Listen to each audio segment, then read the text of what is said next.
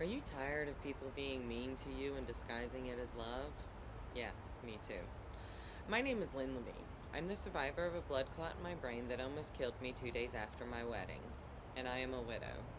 I am the widow of a cross dressing alcoholic. True. When he died, those who told me they loved me tried to erase me instead. I loved with everything I had. My husband wanted to be seen and I wanted to be heard, so I wrote. These videos will be all the writings from drewandrag.com. Feel free to check out the whole site and share for those who need hope. Thank you. Hi, Lynn Levine here. I hope you are having a good day. I want to tell you my story and I hope it helps you. I hope it gives you hope. To give a quick recap on me, I'm 40 whatever, daughter of a convicted felon. I met my father at 30 and learned his truth. My mother left my father in the middle of the night when I was 11 months old and my sister was 2 years old. She left because he was an alcoholic and a touch on the abusive side. I swear the negative of AA is AA, but it stands for alcoholics and abusers. All forms of abuse to be included. Physical, mental, psychological, spiritual, geographical, cynical, critical, tactical. That one where it feels like your heart and soul are being ripped from your body. My single mom and my sister raised me. However, I do have a Jewish family, so it takes a village and all that. I suffer from chronic headaches, migraines, and migraine attacks when I started birth control pills at 19 because of PCOS. My first ultrasound revealed ovaries that had as many spots as a Dalmatian. I graduated from Warren Wilson College, a magical, wonderful, amazing, stupendous work study school in Asheville in '01, with an undergrad in psych and had worked in the library the entire time. I loved being around so many books and loved pranking people by sticking the magnet strips to the bottom of their backpacks. Everyone's a little sadistic, just own it. This is where I started using Excel. I wanted to go to grad school. I wanted to be a neuroscientist. I wanted to have a monkey in a lab coat with me everywhere I went, named Dr. Xavier Steppenwolf or something like that. The thought of at most 6 more years of school, plus the anxiety of taking the GREs, I took a nap instead. After I graduated from college, I think I was a bum on my mom's couch for 6 months. Then I got into telecommunications, then real estate, then hotels, then car dealerships, and then back into real estate, all in accounting. Numbers have always been easy for me. I naturally notice patterns and categorize things, even more so now. I'm a fixer. If you come to me with your problem, I'll assume it's because you want me to help you solve it. If not, let me know. Solution, sympathy, soundboard. Pick one, let's move on. I may not be that friend who will call you every day. You got a body? I'm there. Let's dig vertically. You're in jail? I'll probably be next to you, but if not, let me know. I'll see what I can do. I've been a doula once. Oh my God, like pooping a brain. I'm a godmother to few, aunt to two, and the godfather to one. Hi, Lynn. When I was 17, I met my husband, Drew Funderburg. We worked at Fuddruckers together. We were both ravers in Charlotte and had been in the same place at the same time so many times. The 90s were fun. At 32, we met through a dating app, and it was like coming home. Drew had told me that he was an alcoholic, but that he had had 4 years sober at the time. He started drinking again after we started dating.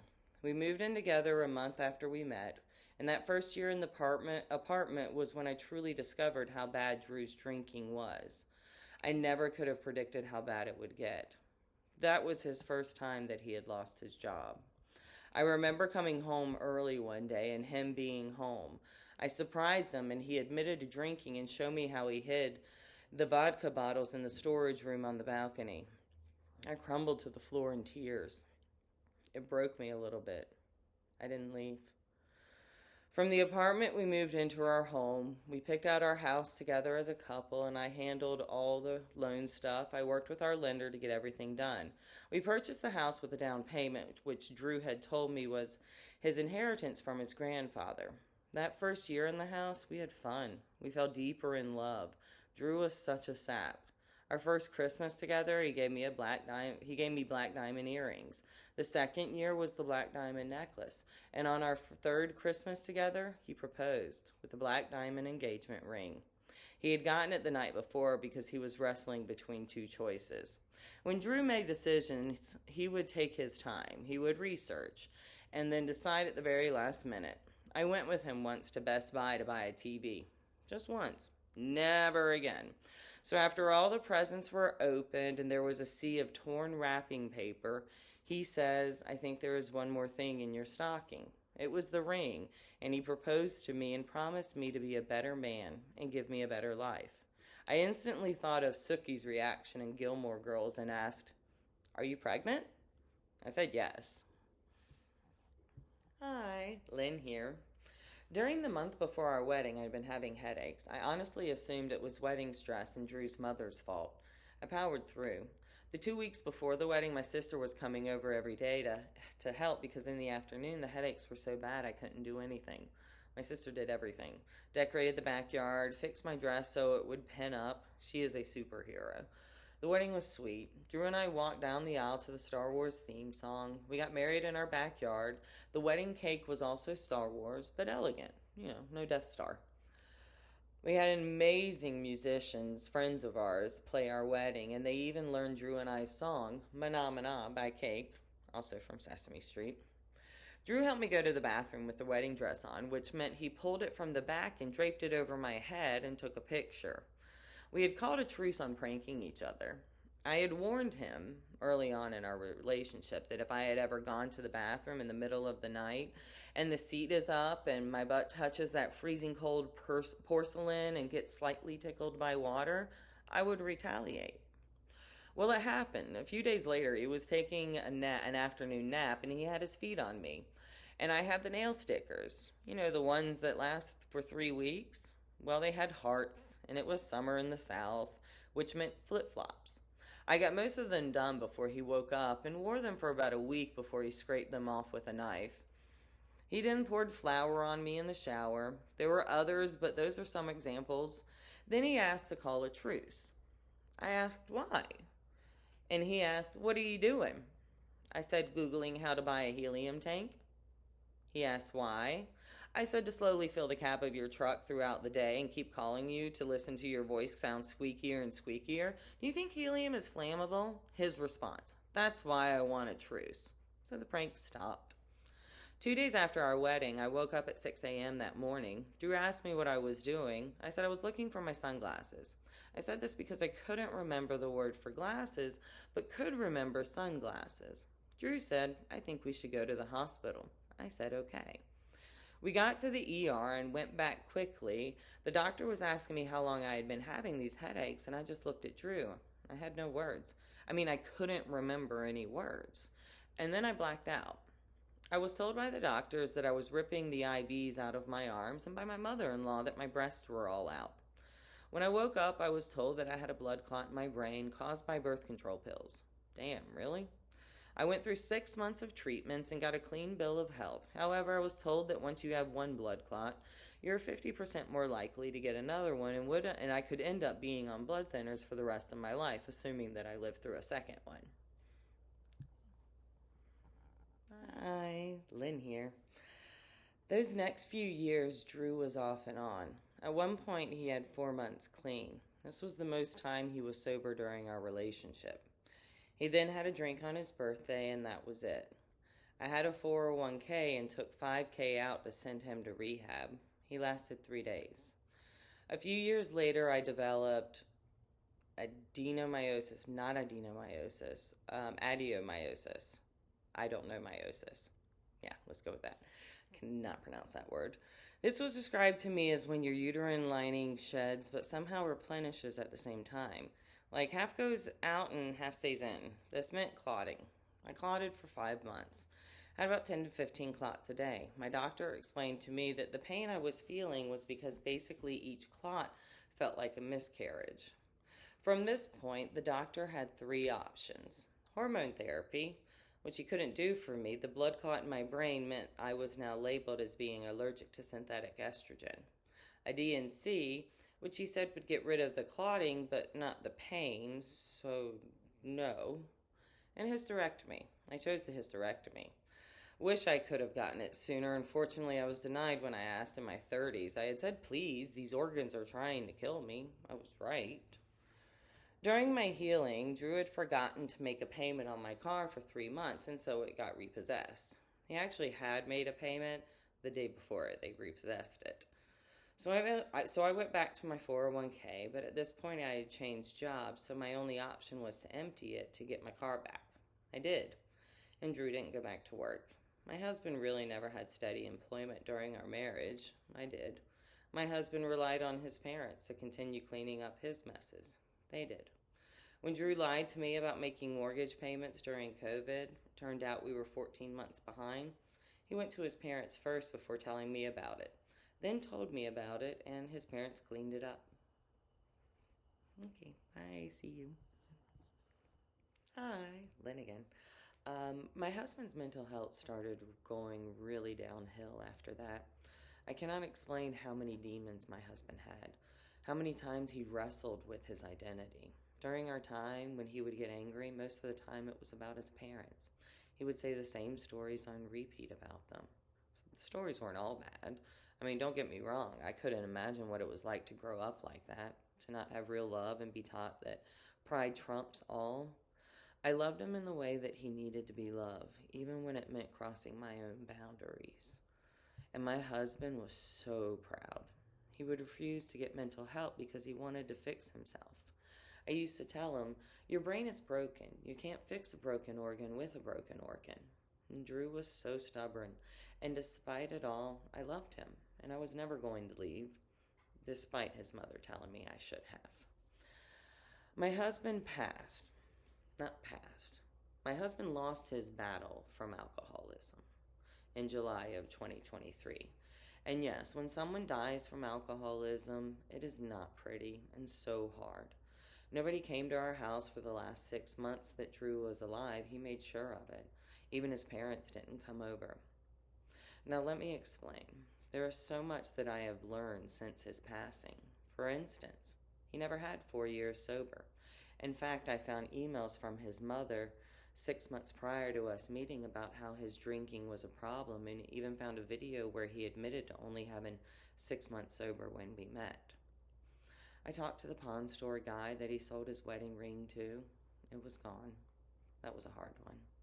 I didn't know he had pawned it more than a year prior to his passing. I found out how he had pawned wedding gifts and mementos while I was packing. I found out that my sister and my ride or die had formed a secret friendship while I was married as support for each other, because watching my pain was difficult. They would fantasize about kidnapping me because before I became a widow, I was the friend, the girlfriend, and the wife of an alcoholic. I've never met a happy alcoholic. In fact, it feels oxymoronic. All right, bye. Hi, Lynn again. After Drew passed, the universe, I guess, had a hold my beer moment because it had gotten difficult in ways I couldn't have predicted.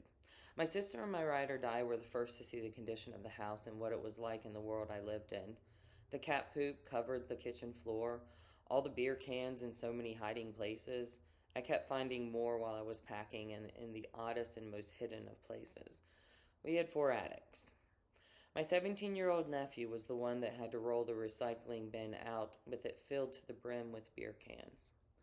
We had to close off his bedroom for 3 days with multiple fly traps. My mom saw what I was living in, and I know that it broke her heart. 3 weeks after his death, I reached out to my employer to let him know I was returning to work. I was let go. However, I stayed a month after and did partial work and trained my replacement. I did this long enough for my severance to be paid. During this month, I had my old boss giving me his opinion, which included, buddy up with his parents. Now that their son is dead, you can get their money. I cannot explain the grossness of this comment on so many levels. But hey, I am not a narcissistic, egocentric idiot. I'm a little bit tender about that still. A month later, one of our cats died. I like to think that Leo was like, nah, I'm out. I want Drew. My little sis, not by birth, by choice, and I buried him in the backyard. She dug so much more than me. Did you know you have to bury pets at least 4 feet deep? I didn't, and that is so difficult, when you're fat. I painted rocks to mark the ground. Losing my job made it insanely difficult to pay my bills, as you can imagine. I went to Drew's parents for a loan. They responded with giving me conditions that must be met to get the loan, which included my bank statements. I refused to give them this. I refused to jump through hoops. This was when they called me and let me know that not only were they not going to help, but because my husband ensured that my name was not on the house and he died without a will, this meant they got half of his estate, which consisted of our home. Let me explain the level of control and addiction my husband had. I did not get access to our mortgage until a few days before he died. Hell, my last text to my husband is me complaining about how I have to ask multiple times to get him to pay the mortgage. Now, the access I got was very basic, enough to continue paying the mortgage. I even had the quitclaim deed in the works years before, but my husband was never of sound mind but my husband was never sober enough to sign the documents. Of sound mind and body and all. My husband was never of sound mind and body, and that was his problem. Geez, my dress looks like something from the 70s. I'm either going to prom or I'm wearing a couch. There you go. Fashion sense of a 46-year-old squishy lady. I need it to look nice enough to wear to a 70s prom, and I need to be comfortable enough to lay around on the couch. Have a good day. Bye. Hi, Lynn again. Now, as parents have felt from the beginning that this money is owed to them because they invested in their son, they explained to me that because Drew was no longer alive to take care of them in their old age, they needed more money. They are two people living in a $1.4 million house, and they needed more money at my expense. They've tried to recoup the down payment on the house and the money used to prevent foreclosure. Let me say this very clearly. During the first 18 months after my husband's passing, I was the only one paying the mortgage. In fact, I kept it 2 months behind, and I stopped paying it in February 2025. The in-laws started. The in-laws have used this time to manipulate, shame, and gaslight me and attempt to control the narrative of my husband and I's life. Actually, not just control, but rewrite it. I knew it was going to be hell when his mother didn't mention me in her eulogy and his father remembered at the end. I haven't been to my husband's grave since the funeral. I can't. I'm still living in such a harsh reality. Basically, my husband's parents started treating me the way they treated their son, but without their version of love. They wanted me out of the house in January 2024, even suggesting that I move in with my mom. They also said at the first attorney office that I should be happy with this outcome because I came to this with nothing. The constant disrespect has been throughout this entire process from them and even their attorney, always referring to my husband and I's home as Drew's house. Their attorney called me Mrs. M.S. Levine, Levene, in an email. Dude, 1, I'm a widow. It's Mrs. 2, you can't spell Levine correctly? In the city of Charlotte? I mean, I'm not an important Levine, but in this city, you're going to have some speed bumps there. My husband once said to me that I was too fat, not blonde enough, and too Jewish for his parents to ever really accept me. That if I had looked like his ex-girlfriend, that they would have liked me. With their prodding, I moved out of the house a little over a year after Drew's passing. When I moved out, I did this in 2 parts. I moved the bulk of my stuff, and then a few months later, I moved the rest. However, during those few months, the in-laws had gained access to the house. They used this time to lay claim on my personal property still there. They cut the locks from the storage shed and never even asked about a key, and they took some of my personal property and threw some away. I may never know what they took because they also boxed up the rest of my stuff. I just moved that stuff into my storage unit and I'll deal with it after everything's settled. So, that one was a little heavy today. So, I learned a new joke to lighten it up. What's the difference between an enzyme and a hormone? You can't hear an enzyme. Bye. His estate was opened in October 2024. In February 2025, the in-laws decided to get an attorney. I did snap back on an email thread, use the F word like a comma. No regrets. I needed 30 days for him to review the file. Now, with attorneys all involved, I was given an ultimatum.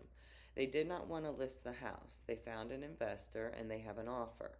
The offer was below market value, even if sold as is. I was told either take this offer or they will start on the partition. Don't know what a partition is? I gotcha. This is the sale of the house through the courts. This would have cost them an extra 15 to 20,000 to do, and I would have net almost nothing. Here's the truth. They have more money than me, and they don't care about getting the best price for me and Drew's home. They want me to go away. I've had to block his parents from my phone, although they still emailed me even though my and their attorney have requested no direct communication. The absolute worst lie that I have found out is the one from my late husband's parents. They lied to me every time they said, I love you. I just get disgusted with them at this point. I compare them to my mother, and they can't hold a candle to her. The feeling that I owe them, they have been pushing on me, trying to make me feel guilty so they can control my husband's estate. What they never did understand was that it was never about money for me. I lost them, and they learned that they were, and I lost them, and then learned that they were the villains all along. The level of betrayal and manipulation, I honestly don't think it's real. I asked my chat GPT to pretend that he is their AI so I can try to see things from their perspective, and even he can't find the logic. In an interesting turn of events, the in-laws contacted the realtor I had chosen and asked him to meet them at the property. They told him that they were going to list. Their attorney communicated with the estate attorney that they wanted to list for 60 days. However, distribution had to be agreed upon before listing. After going back and forth on distribution, another offer was brought to the table along with a distribution agreement. In the agreement I signed, it stated that if I did not agree to this proposal, they would have to take me to court. Specifically, that I have left them no choice but to take me to court. And the action that I did that left them no choice, I wanted to list my husband and I's home on the open market. This was the one thing they didn't want to do. Careful, your pride is showing. So yes, I signed it. I felt dirty because the document felt dirty. I signed the offer, and as I said to my attorney, they have more money than me, so I'm agreeing to the terms. It has nothing to do with being happy. The law doesn't decide who is right, just who has more money. So quietly on a Thursday afternoon, I signed the documents and the house was sold. The agent the in-laws found the offer through, one of their neighbors. Have you ever spoken to a stranger that doesn't like you? Have you ever spoken to someone who's only heard stories about you? It's not pleasant. The scoffs, the inconvenience in their voice. I didn't realize that in this day and age, mental illness was something to laugh at. So weird. A couple of weeks later, on another Thursday afternoon, the house closed. No fanfare, no excitement, just closed. I never negotiated anything on the real estate deal. The in-laws did and made me accept it. At the end of the day, the amount of friends and family I've lost during this is heartbreaking on a level I wouldn't wish on anyone. Well, almost anyone. But that person has no heart. Hi, Lynn here.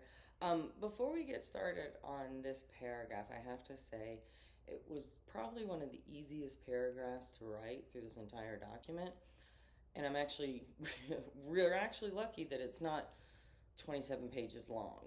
I have a tendency to ramble. I have a propensity for it. I don't know if you can tell. I've always loved a good ramble or a good roam. As a child, I remember reading Nightmares and Dreamscapes and how Stephen King had, in the first story on Dolan's Cadillac, how Stephen King had described the hole and the method and of how he was going to bury Dolan in his Cadillac. And in my book, he spent 53 pages doing it. And, as an adult, planning a murder like that, you're like, okay, you spent a lot of time and a thought into that. But as a child, I saw it as details.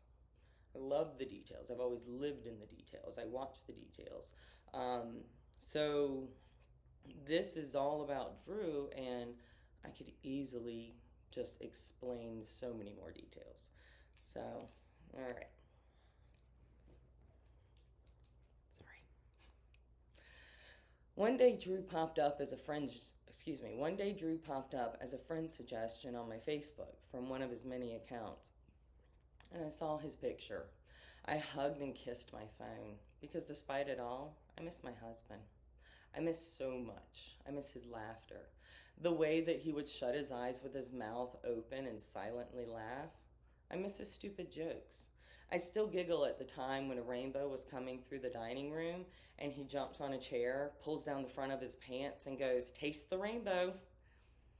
I miss the cracking of his knees when he walked up the stairs, the clicking in his throat when he yawned. I miss the amazing and wonderful food he would make. When I was gluten free for 4 years because it helped with the PCOS, Drew figured out how to make an entire gluten free Thanksgiving dinner. He figured out how to make gluten free bang bang shrimp. He made food filled with love. One day, he spent 8 hours making homemade French onion dip and homemade potato chips just because he thought he could make it taste better. He was right. It was amazing. He made the most amazing eggs. I mean, wow. He was obsessed with how Gordon Ramsay makes eggs and taught me how to make penne pasta with roasted red peppers, spicy Italian sausage, and an Alfredo sauce that I swear I want to bathe in. On a side note, I can't cook at all. That's the only dish I can make. He got it from the Pioneer Woman. He always had such a crush on her.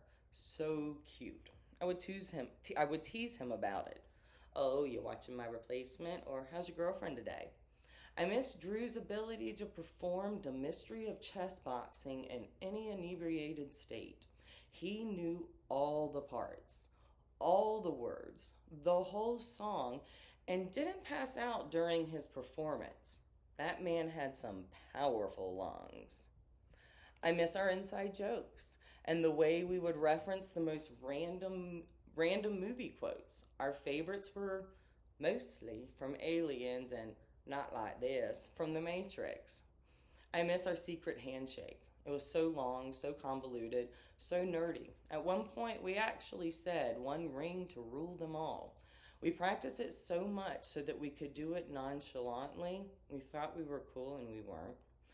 I miss how he would take my little brain hiccups and make them comedic. Like when I called Chiwetel, and I still can't say his name, apologies, Chiwetel Ejiofor, Cheeto metaphor. No disrespect. I had never heard the pronunciation of his name, and my brain switched letters around. I called him the perfect villain in Serenity. He remained being called Cheeto Metaphor from then on. The one thing I miss more than anything, and I cannot explain the absolute yearning and loneliness when you feel when you no longer have your husband's hugs. The way when I would come home and had a bad day at work and my husband would let me melt into his arms, our bodies melded together in just absolute comfort. The physical form of "I got you." Those who still have your husbands, hug them every day. Because you may not like them all the time, but you love them. He made me laugh, and he made me cry even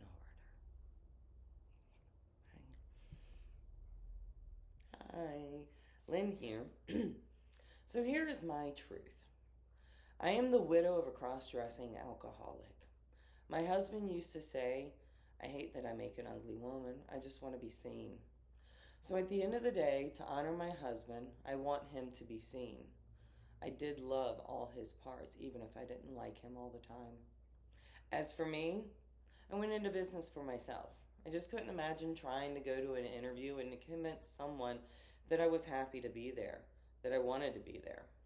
When my husband passed, I was 330 pounds. I have lost 60 something pounds at this point. I am getting my health back, both mental and physical. I see a therapist weekly now. I make her laugh a lot. I also use my chat GPT to do my own version of introspective therapy. It was a way that I could get my thoughts out and copy and paste communication. I was just looking for a new perspective other than my own. I have named him Jerry from Michael Crichton's Sphere.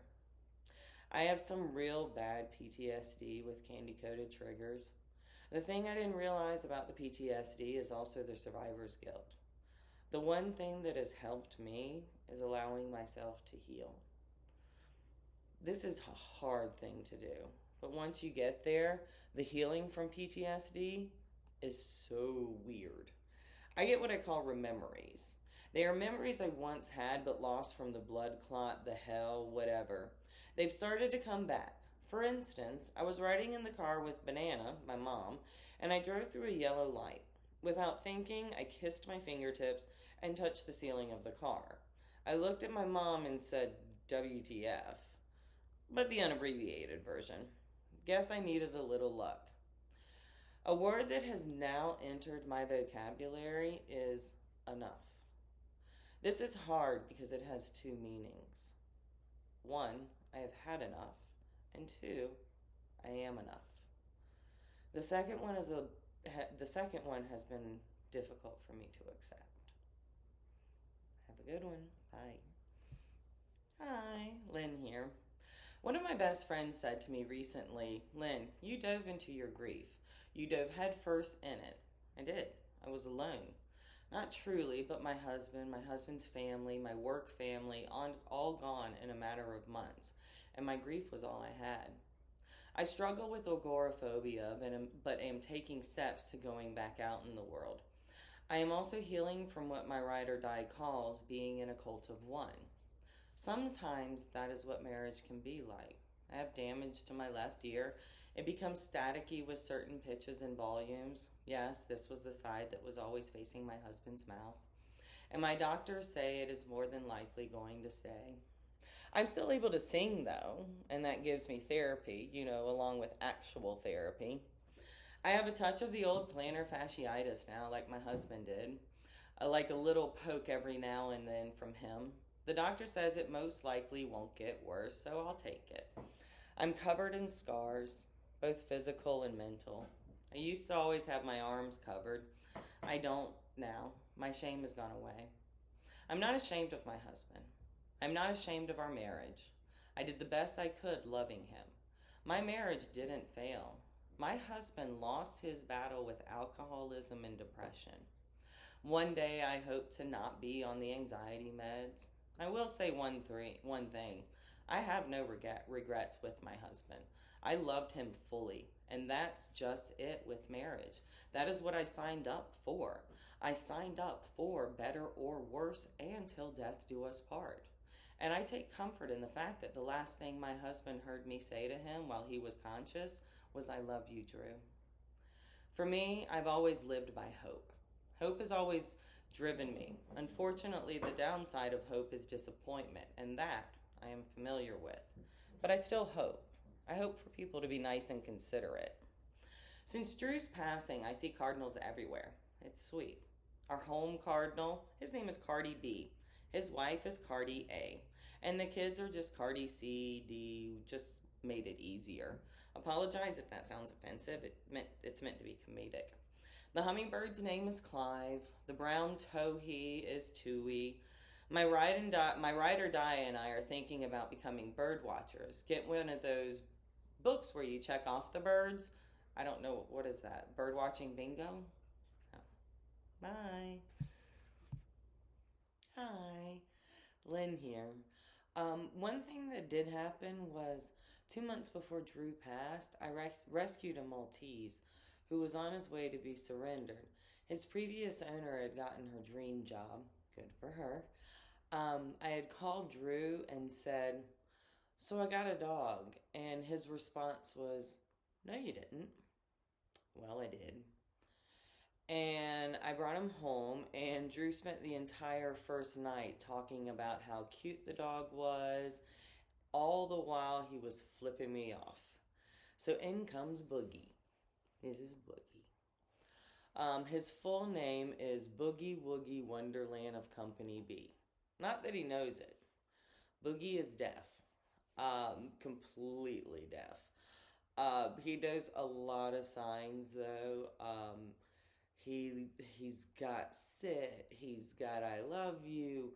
The sign for bad was too similar to the sign for good for an animal that's got a brain the size of a tangerine. So I just flip him off when he's bad. Um, it works. His absolute favorite sign in the world, or actually, he's got two favorite signs in the world, and one is banana, which is for my mom. He knows that it means that my mom is coming over, or my mom is near. And the second, his absolute top favorite sign to get is good boy. He does little happy circles, and he usually gets fed, so he's happy about it. So say hi to Boogie. Drew and I had gotten married on 11/21/2015, and Boogie's birth date is 11/21/2020. He became my teddy bear, my support buddy, my shadow, and he is spoiled rotten. He lives with Mr. Ito, an old black pit bull, and they are ebony and ivory.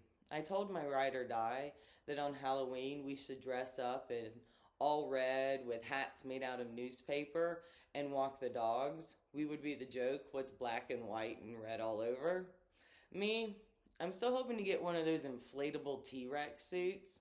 I imagine opening it with sheer excitement, putting it on immediately, leaving the house and running down the street screaming, "My life is complete." It really is the simple pleasures. Bye. Hi, Lynn again. I now live in a magical place that is super conducive to my healing. I live like a Disney princess. Sort of. I ain't no lady. Side quest for truth update on this one. One, I actually am a lady now. I did that thing where you buy 1 square foot of land in Scotland, had them plant a tree on it and everything. So now I'm Lady Lynn Levine of Blairdom. Two, my Disney princess is Ursula. I think I'm remembering it correctly that she's King Triton's sister, which technically makes her a princess. I think we're the same color. I'm not the person you want to take with on night missions, that's for sure. I kind of glow in the dark. Also, we're both buoyant. Number three, I'm more Miyazaki, more like Grandma Sophie.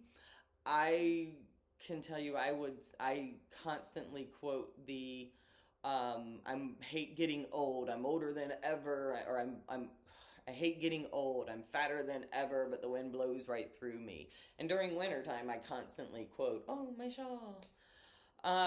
It's more like I live at Warren Wilson, and that is just perfect. I moved back in with my ride or die. We've been friends for 20 years, and she is a badass. I joke that we are like Crowley and Aziraphale from Good Omens, but the female versions, meaning personalities get switched. She looks like a demon, acts like an angel, and vice versa for me. In the summertime, I get to swim in salt water in the city. She wants to build a sauna, so that will be fun. I live with someone who, when she wants to get something done, whether try to start her old truck. Yes, I did push the truck down the street with her trying to start it. However, it didn't work, and I had to push it back at night while laughing. Damn my elbow. Or rewire a light, do her own plumbing, and yes, build a sauna in the backyard. Then a shower. Well, then it is done. She is also the most amazing silversmith, has been doing it for more than 30 years. Her work, from her art to the most amazing jewelry, the kind that when you wear it, you feel like a badass. And for someone who's been through what I've been through, sometimes you need a little nudge of badass. She herself, a survivor, fighter, in ways that I hope to be. She is the sorceress of silver and soul.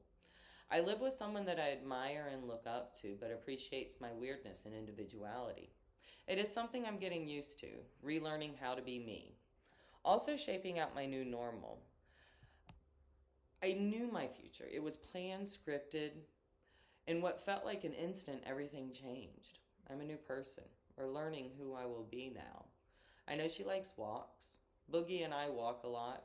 I like to think and meet people on my walks, and yes, I did tell the schizophrenic homeless man that he needed to go back to sleep because when he spoke, those weren't words. I mean, not in that order. He pondered and said, "They aren't words?" And I said, "No." And he headed back to his place in the park. Bye. Hi, Lynn again. I think about all the things that Drew and I wanted to do together, from the smallest plans to the biggest dreams. Watching the sequel to Denis Villeneuve's Dune, how all I could do was watch it to the young pup line and turn it off. We were always curious if that line would be in there because it was my favorite in the 1984 Dune. How we were planning to move to Colorado because he thought if he could start fresh, begin again with me, far away from his parents, that he could be happy. We had gone to Steamboat Springs in 2013, last vacation I took. We had a blast hiking up to 21,000 feet and eating lunch. It was in September, so it was summer at the base and snow and winter at the top. I felt like Lucy going through the wardrobe the first time stepping into Narnia. Drew and I loved movies and music. It was the center for so many emotions and memories. I still use those two today to comfort me, whether it's listening to Drew's favorite song, Liberation by Outkast, or a new comfort song for me, The Night We Met by Lord Huron. Music is a warm hug in the middle of a harsh light of day, while movies lull me to sleep at night, or when I need quiet background distraction. I think about how Drew wanted to build light fixtures, artsy ones, like a lamp out of a camshaft. How I still have the little pricing tags I got for him. I think about how much I believed in my husband. I know it is hokey to say this, but that man had potential. I mean, he could rewire an entire house, replumb our master bath to give us a 5 foot by 3 foot two-headed shower because we love taking showers together, just hanging out, laughing, talking, husband and wifing. He could draw, color, paint, build, create, love, crumble, and destroy better than any man I have ever or will ever know. And I loved every bit of him. At the end of the day, while it may seem that I sacrificed for my husband once again to get our truth out, letting the in-laws do what they did to me, I could never have stooped to their level. And I'm glad I had my ride or die there to pull me back when I began to teeter. I would have regretted it. I would have regretted it. It is more important to me that my husband's story is told, that my story is told, that the truth is out there, and that I will never be silenced again. Thank you. Hi, Lynn again. And now that this is all over, I want to go on my honeymoon. Drew and I had one we always dreamed about, Calabria, Italy, because of Anthony Bourdain, and Ireland because we wanted to go for a walk. Then we started dreaming about trips to Amsterdam, Iceland, Peru, Patagonia. Yes, we know, cold. I may not get to go to all those places, but I do have my passport now. I'd like to buy a new king-size bed and a new car. I think it's time to retire my 2012 Toyota sedan.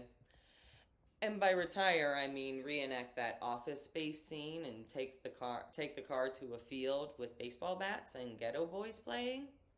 But if not, it's fine. I drive less than 3,000 miles a year. That's why my car only has 114,000 miles on it. I used to have a 1983 Mercedes 300D, burnt pumpkin in color. Named her Ezzy Tank. I love that car. Like a Subaru. Big fan of that safety. I'm an anxious driver. My grandmother would be proud. However, sometimes when the weight of my boobs shifts to my feet, for that, it would be a 67 Chevy Impala. Those Winchesters helped me through so many dark times. Like watching them going, at least it's not a Wendigo. I'd like to get contacts again, or at least glasses that don't fall off when I look down. I've gotten so good at catching them, but when they do fall off, I now understand why Velma would immediately start crawling on the ground looking for her glasses. A haircut. Drew cut my hair for years. I've been doing it since he passed. Some new dresses. With the weight loss, everything just hangs on me. And some new shoes. They are all too big now. I feel like Lily Tomlin in The Incredible Shrinking Woman, the movie that gave me my garbage disposal fear. Ooh.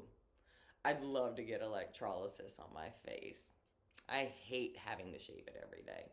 Damn PCOS and being a woman. I am learning that wanting things for myself is okay. But at the end of the day, all I want is for my life to be easier and less painful. Thank you. Hi, Lynn again. I live a simple life. I describe myself as the adult Winnie the Pooh. Works because my childhood nickname was Lenny the Pooh, and I love that bear. Any new friends are singular, specific, and simple. I take joy in the little jokes of the universe. For instance, a business vehicle taking a turn so fast, almost losing control. Seeing the company name on the vehicle, spiffy. Or the fact that a community college advertises on the light rail with the slogan, "Go anywhere you want," on a vehicle that can only travel on tracks, and when the tracks end, it stops. I notice everything so much more now. I love to be out in the world and just watch the beauty of it, the complicated, messy beauty of the world. It is so full of light.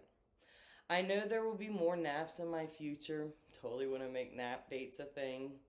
So, when it gets hard and you want to give up, when you feel like you are the personification of Murphy's Law, remember, being called strong is not a compliment. It's a recognition. It is someone saying, "I see you. I see what you have been through, and wow, you're not dead. You survived. You are strong. Not because you wanted to, because you had to be.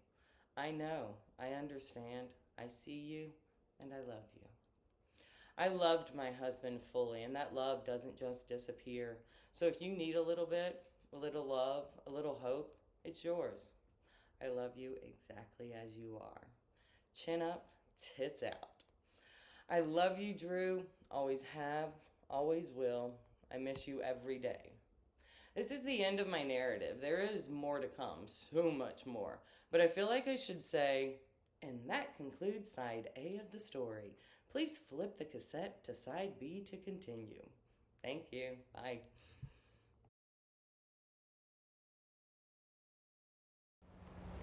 Are you tired of being. Are you tired of recording videos and trying to figure out where the damn lens is? Me too. Where the hell is it? Is that it? That's it. Okay. At least we know.